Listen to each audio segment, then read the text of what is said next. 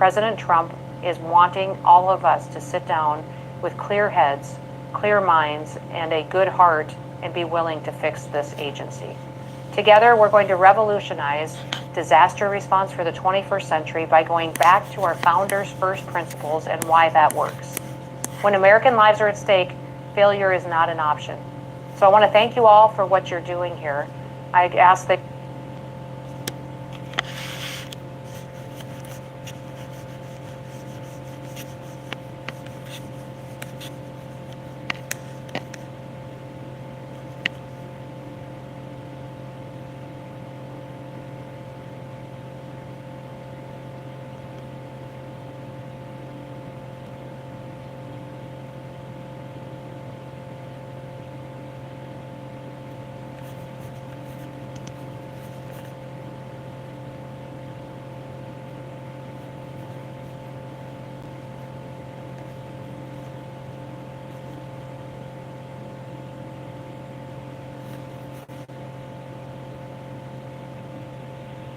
took office for a second term as US President, he made a lot of promises. He wanted to end the Russia-Ukraine war on day one.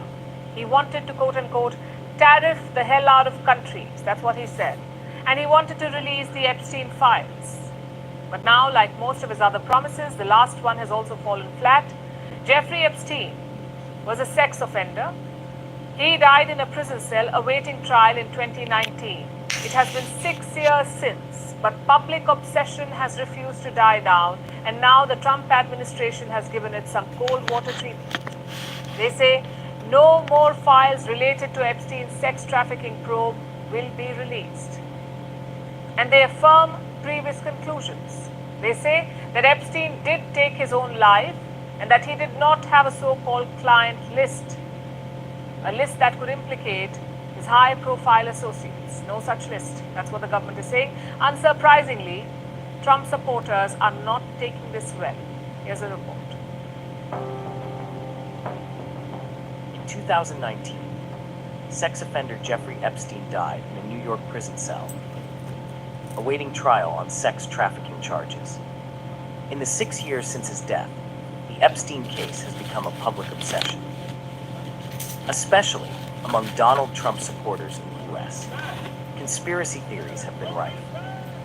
People have suggested that Epstein was murdered to stop him from naming top government officials, celebrities, and business tycoons who may have been involved. People have grown frustrated, demanding a release of the so-called Epstein files that could implicate the high-profile associates of the disgraced financier. So much so that while campaigning last year, President Donald Trump promised to release the files. For months now, Attorney General Pam Bondi has also made similar promises. She has drummed up anticipation over the files. But on Monday, she undercut her own statements. The U.S. Department of Justice and FBI have made the keenly awaited announcement and disappointed most people by contradicting long-held theories. They have concluded that Epstein did take his own life, and that he did not have a so-called client list. They have released a 2-page memo saying that investigators found no incriminating list of clients and no credible evidence that Epstein blackmailed prominent people. Basically, they affirmed conclusions that were already reached by investigators years ago. The Attorney General and the FBI Director pledged at the President's direction to do an exhaustive review of all of the files related to Jeffrey Epstein's crimes and his death, and they put out a memo in conclusion of that review.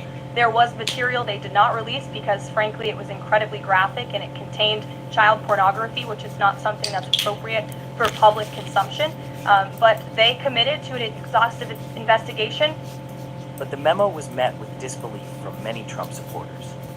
Critics call it a shameful cover-up to protect the most heinous elites.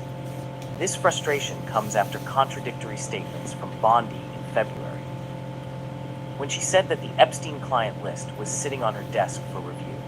The issue was back in the spotlight last month, when Trump had a public spat with his former advisor and tech billionaire Elon Musk. Musk claimed that Trump appears in the unreleased Epstein files, which is why the administration has not released them. He did not back this with evidence.